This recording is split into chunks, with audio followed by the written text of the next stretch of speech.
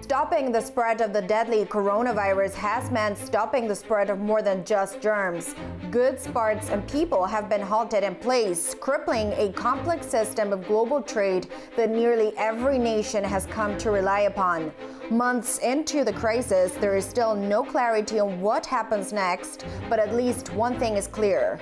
Trade in 2020 will fall steeply in every region of the world and basically across all sectors of the economy.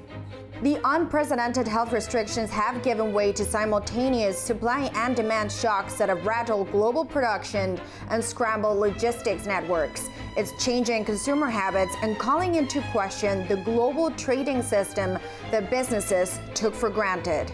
A more modern and circular economy will make us less dependent and boost our resilience. And this is the lesson we need to learn from the crisis. Aujourd'hui, avant toute chose. Before anything else, we have to produce more in France, on French soil. But it will reduce dependencies by shortening and diversifying our supply chain. Certains biens, certains produits. This crisis teaches us that for certain goods, certain products, for strategic purposes, there is the need to have a European sovereignty. It came out of China, and it's not acceptable what happened. And now what we're doing, Jim, is we're finding out how it came out. There's no doubt we can't have business as usual after this crisis. We should have the answer to that in the not-too-distant future, and that will determine a lot how I feel about China. Can trade systems survive the coronavirus shock, or are we in for a different post-pandemic globalism? Coming up, policymakers, industry leaders, and executives weigh in on the future of trade in this Bloomberg special, Coronavirus Supply Chain Pain.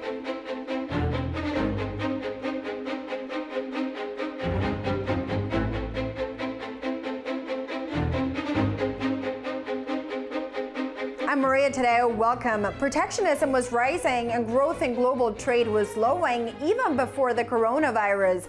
Phil Hogan is the man in charge of trade deals for the European Union, the world's third biggest economy behind the United States and China. He spoke to Bloomberg's Guy Johnson and Vonnie Quinn in an exclusive interview about the future of trade and the risk of countries turning inwards as a result of the health crisis. In the short term, what people will be looking at is how we can lift the restrictions that have been imposed because of this COVID pandemic. Understandably, in the beginning, there was a lot of crisis management, and the temptation is always there to put up barriers and to put down restrictions and deal with the immediate. So we have to remove all of those restrictions and return to an open rules-based approach. And at the same time, I'm sure every country will be looking at how they can look at their vulnerabilities in the context of this health pandemic. And look at how they are vulnerable at this particular time in terms of medicines, pharmaceuticals, medical supplies. And they will want to, I suppose, reshore some of this material and do more local production. And this is what will be happening, I'm sure, all over the world. And this is why we need, some rethink in terms of what we should do in terms of working together. You did talk about vulnerabilities in supply chains, countries potentially looking inwards. How can you do both? How can you have a less globalized global economy and at the same time cooperate with the United States and with various European countries to have a speedier recovery? Europe is looking at what we call strategic autonomy. We want an open rules-based approach, fair competition and fair rules that can be implemented by a reformed World Trade Organization. We are doing a lot of deals around the world in free trade agreements. We have a lot of partners, 75 countries, and we want to do more of them. And at the same time, there are vulnerable sectors that we've seen exposed during this pandemic, particularly in the health area. And equally the production of medical supplies that are important and essential for our citizens. I think both the European Union and the United States see this issue now very coldly, that you cannot depend on just one geographical location in the world, and we have to diversify. And we are going to do that, so is the United States. But that doesn't mean that we cannot do both. We can deal with the vulnerable sectors where we're dependent in the context of a pandemic and a crisis, but equally we have to have, and balanced with that, we have to have an open rules-based approach for the entire economy. The World Trade Organization has warned the global collapse in trade could be the worst in a generation. Its most optimistic scenario sees a 13% drop in 2020 compared to a decline of just 0.1% in 2019. In the worst case scenario, trade flows could plunge by more than 30% this year. If that prediction holds true, it could be the biggest fall in global commerce since the Great Depression. Bloomberg's Vonnie Quinn spoke to the WTO's former Director General about the economic implications, including his forecast for global GDP.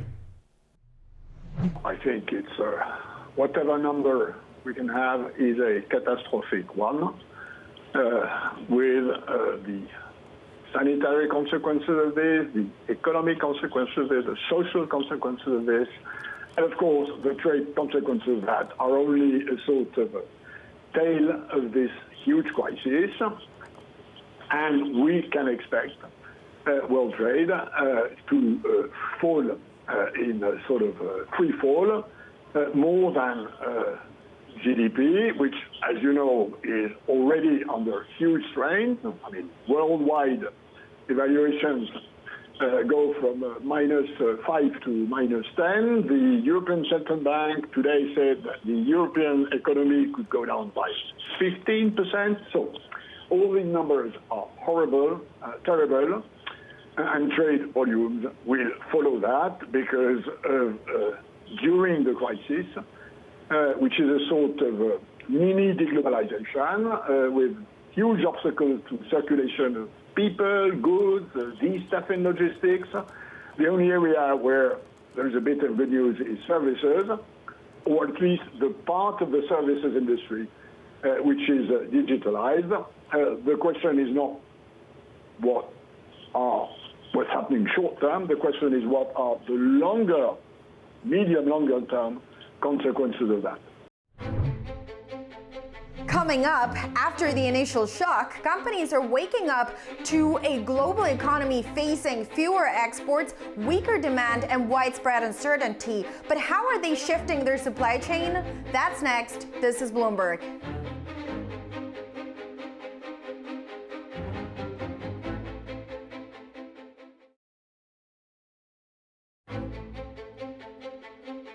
There's a lot of supply chains that are under strain. The world was to retrench its supply chains, then that will do real damage to some parts of the world. There have been some challenges with distribution, about moving product between borders. Borders are back, whether we like it or not. We have to manage our entire supply chain, back to raw materials, through our production and through supply and logistics as well. Thanks to some absolutely heroic work by people on the front line of our supply chain, adjusting to new patterns of demand, securing new supply routes for ingredients, and people coming to work to operate our factories, we've more or less been able to continue to supply uninterrupted.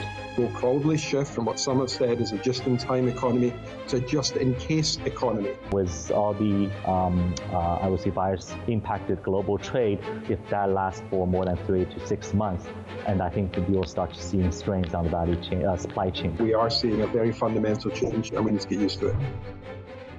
For companies on the front line of global trade, the ability to recover from the crisis may ultimately depend on how quickly they can get operations back to normal. Meanwhile, shipping and air freight costs are soaring, and lower capacity means orders can't always be met. The chairman of Mandarin Shipping, Hong Kong's leading provider of container feeder tonnage, says the worst is still yet to come. We spoke to its chairman, Tim Huxley, about how the outbreak is affecting the industry. This is having a pretty devastating effect on container shipping and the shipping industry as a whole. We've got about 30% capacity is expected to be taken out of the market, certainly in May, which we sort of are seeing as peak pandemic period. What we had early on in the outbreak in February, March, the immediate period after Chinese New Year, was a huge destruction in demand out of China, as there was the problems of people getting back to work. But now you've got maybe factories in China, 80% of the workers are back, the production is up, but of course you've just had a fallen off a cliff, the demand in the West, in Europe and in the US. And so you've had, say, maybe each month about 250 sailings blanked, and you've got about 3 million TEU, that's 3 million containers capacity, is actually currently withdrawn from the market. So it's having a very, very serious impact on the industry. Tim, do you see, after all of this, an economy is reopened, do you see permanent changes to the industry and to the supply chain, be they forced dislocations as a result of supply and demand issues or proactive structural reforms? Well, that's a good point. It's something that we actually talk about all the time. And 90% of everything goes by sea. So the maritime trade, it's absolutely pivotal in the whole of supply chains. Will the COVID-19 outbreak lead to a structural change in manufacturing? Is this going to be the end of globalization? No, I don't think so. I think it is going to accelerate changes that were possibly already beginning to happen. I mean, I know people who were manufacturing in China and who were already looking at diversifying their supply chain, partly because labor costs in China had gone up so much. And of course, also the politics, trade wars. So there was a lot of manufacturing moving to other places within Asia, like Vietnam, Cambodia, Bangladesh. So people are going to be much more conscious of their supply chains and probably not want to be overly dependent on one particular region. So I think we are going to see some changes, but these were going to come in any case, rather than being driven solely by this one-off event. The coronavirus is also testing the efficiency of cross-border supply chains as restrictions limit the free flow of goods. As part of our Bloomberg New Economy Forum series, we spoke to Victor Fung. He's the chairman of Fung Group, one of the world's biggest suppliers of consumer goods, and he told us companies may have to diversify even further. This movement actually has been going on for a little while now, and in fact, we've been dealing with it on a global basis. I think the key that we need to remember is this global supply chain that we've built over the last 30 years have really brought a huge amount of prosperity to the whole world. And we really need to do everything we can to preserve it. I think the interdependence between the different economies have really been highlighted by this very dangerous pandemic, because unless we're able to actually fight this pandemic together, we're going to have a very hard time fighting it on our own. And this really emphasizes the need for solidarity and cross-border cooperation. And I think that actually extends to the world.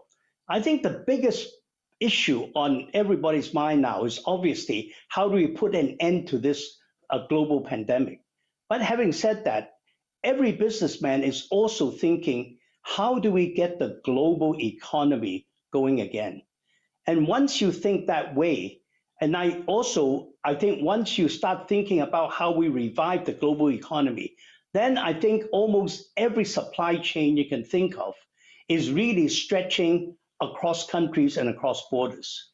While there is a growing tendency to want to keep certain things on a domestic context, and we've been talking about reshoring for a while now, I think unless it's government mandated, like in a health basis, I think it's really almost impossible to actually keep your supply chains completely domestic. So I think in order to think about the whole idea of a more resilient supply chain, the answer definitely is not to close your borders and make everything domestic. I think the whole sort of way to deal with having a more resilient, the need for a more resilient supply chain is really think about diversification. What you really need is on a global basis to think double source, triple source, and so on, so that you build a lot more slack into the supply chains and a lot more robust supply chains, so you can actually deal with this phenomenon and be able to actually manage the risk in the global supply chain. Up next, a new battlefront has opened up between the United States and China over who is to blame for the coronavirus. Are we headed for round 2 of the trade war? And what are the implications for Made in China? This is Bloomberg.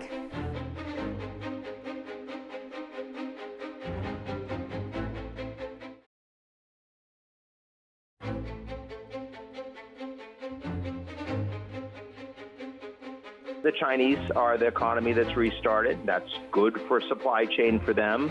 But they're also increasingly having fingers being pointed at them, especially by the United States. China is very fortunate to be the first out of work, but the impact's still very significant, as it is a double whammy, both demand and supply side. The Chinese depend on the outside world on trade. Our relationship with China is built on decades of a really strong bilateral and respectful trade relationship. We have to revisit our China policy. I think it's too early to call an end to the globalized world. I think that's probably too radical interpretation of what we have lived through, not just in the Corona crisis, but obviously in the political and the trade environment. It will not be a complete decoupling. We're certainly very committed to the strength of that trading relationship. I do believe that they will be able to fulfill their commitments under the trade agreement that was cut despite an economic slowdown. What I would not fall for would be an all-out, complete confrontational approach. If it turns out that the United States and China are in a Cold War on the back of Xi Jinping's mishandling of this, again, a big crisis. U.S. China relations are turning frosty once again over who is to blame for coronavirus. President Trump already hinting he could slap tariffs on Chinese goods, arguing Beijing did not do enough to contain the virus. The Chinese are rejecting the accusations, but analysts warn any escalation could throw international governance from trade to pandemic control into a tailspin. For the Chinese, it also means losing its dominant role in the supply chain. Bloomberg's Jonathan Farrow spoke to Mohamed El-Arian, Bloomberg opinion columnist and Allianz chief economic advisor, about what measures the U.S. could take to retaliate and what that means for global trade. The U.S. will continue to weaponize economic and financial tools against China. The cost of doing so right now for the U.S. is low. Trade is not a major driver of economic growth, given the environment in which we are all operating. So look for the U.S. to deploy more economic and financial tools against China. So let's think about what this means for markets, Mohammed. If that's your framework for thinking about the relationship between the two biggest economies, how do you process that as a market outcome? So it depends to what extent markets are looking forward to what's on the other side of this pandemic, and in particular, whether they will look beyond the notion of a Fed put.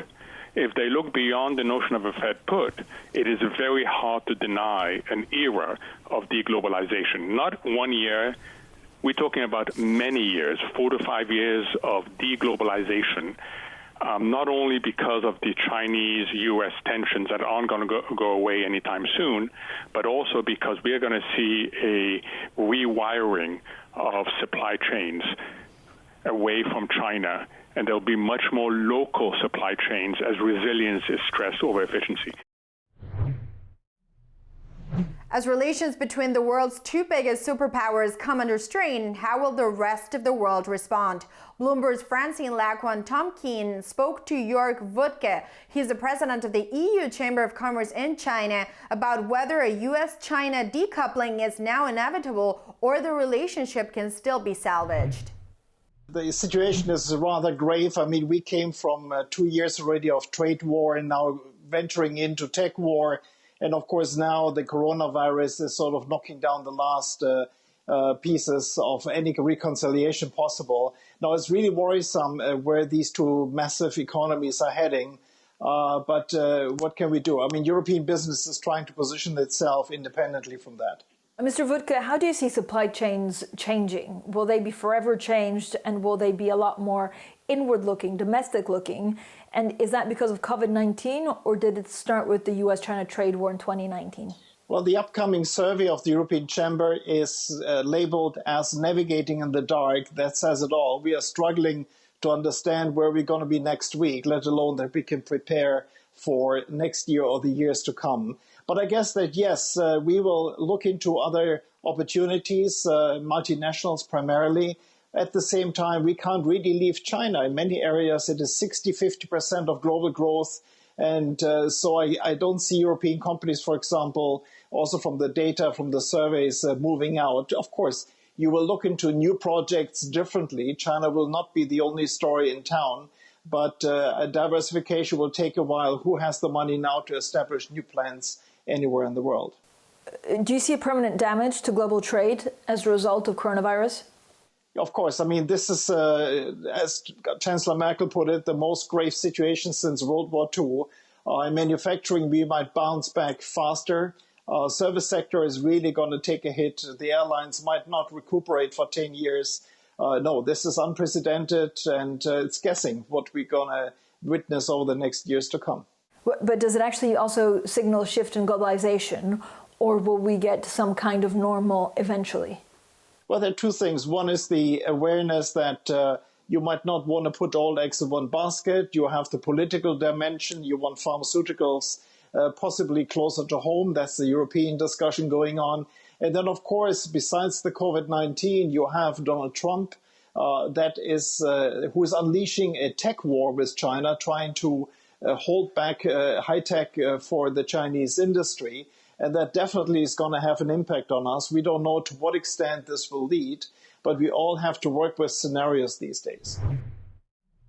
As Washington and Beijing trade blame, Phil Hogan, the EU Trade Commissioner overseeing some of the biggest deals in the world, told Bloomberg the European Union stands ready to work closely with the U.S. on China.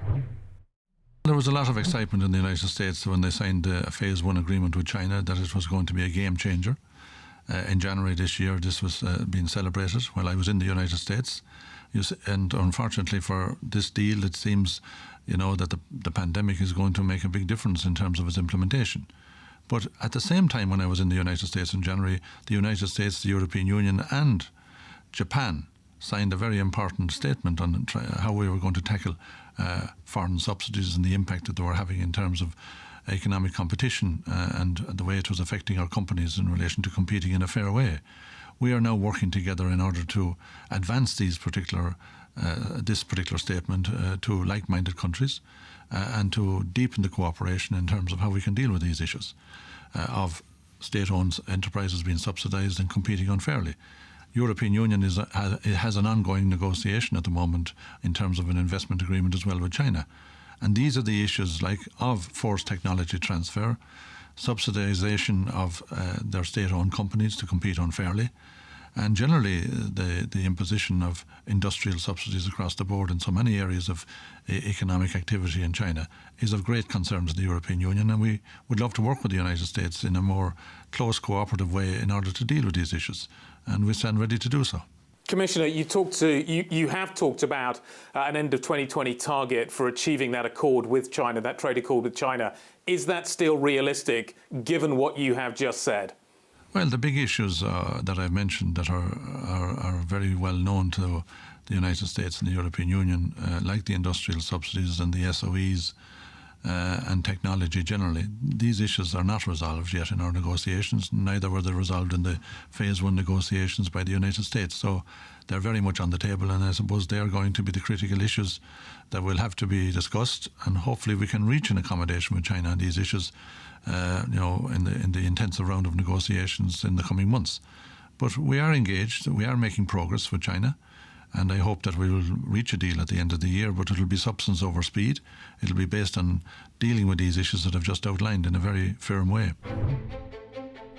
That's it for our special program, Coronavirus Supply Chain Pain. Stay tuned to Bloomberg Television and Radio for ongoing coverage on the story, and check Bloomberg.com for the latest news and analysis 24 hours a day. I'm Maria Tadeo. This is Bloomberg.